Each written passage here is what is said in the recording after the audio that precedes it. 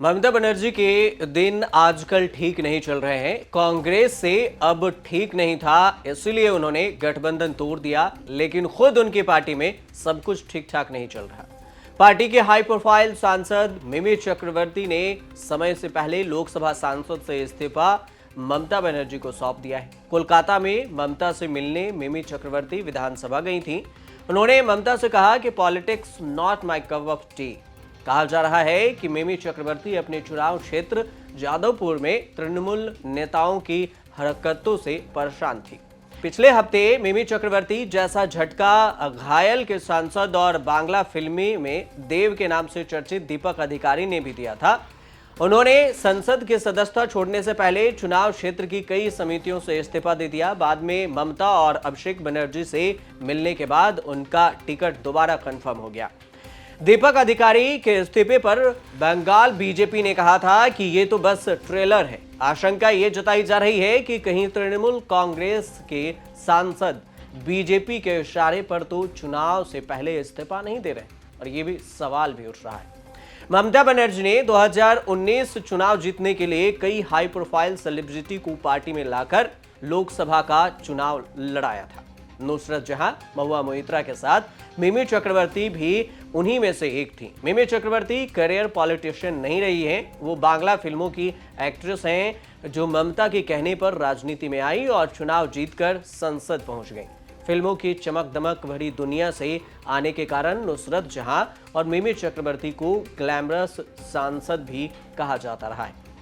5 साल में ही मिमी चक्रवर्ती की राजनीति डगमगाने लगी है। तृणमूल कांग्रेस ने कंफर्म नहीं किया है कि वो फिर से मिमी को लोकसभा चुनाव लड़ाएंगी या नहीं लड़ाएंगी। ममता को इस्तीफा भेजने से एक दिन पहले मिमी ने औद्योगिक मामलों और ऊर्जा संबंधी 2 संसदीय समिति से भी इस्तीफा दे दिया था। वो इस्तीफा भी उन्होंने स्पीकर को नहीं बल्कि पार्टी के संसदीय दल के नेता सुदीप बंदोपाध्याय को भेजा था। उससे भी पहले मिमी ने जादवपुर की रोगी कल्याण समितियों से भी इस्तीफा दे दिया था। मिमी कह रही हैं कि वो अगला चुनाव नहीं लड़ना चाहती हैं। मिमी ने कहा कि वो 2022 में भी सांसद पद से इस्तीफा देना चाहती हैं, तब ममता ने इजाजत नहीं दी थी।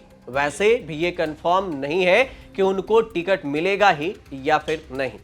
मिमी चक्रवर्ती क्या कुछ कही हैं इस्तीफा देने के बाद, वो बयान सुनिए। नमस्कार, सर्वप्रथम मैं यहाँ उपस्थित समस्त गुरुजनों को मैं अपना आभार জানাती हूँ।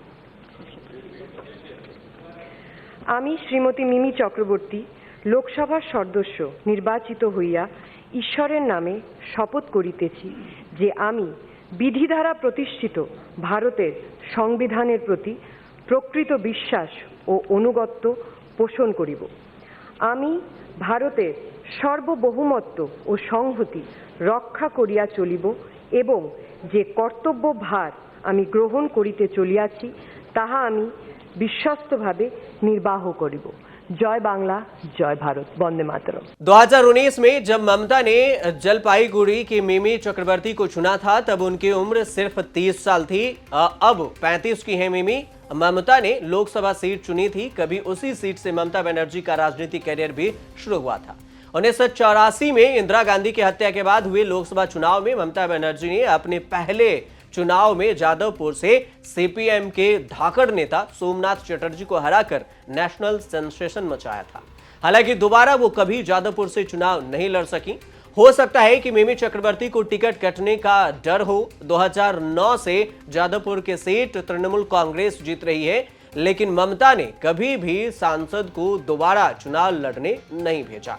हालांकि मिमी ने पहले ही चुनाव में बीजेपी के अनुपम हजारिया को करीब 3 लाख वोटों से हराया था।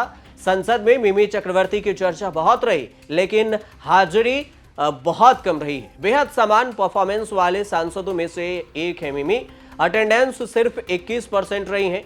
2019 में ममता 3 महिलाओं को राजनीति में लेकर आई थी। तीनों का पॉलिटिकल कैरियर विवादों से भरा रहा है।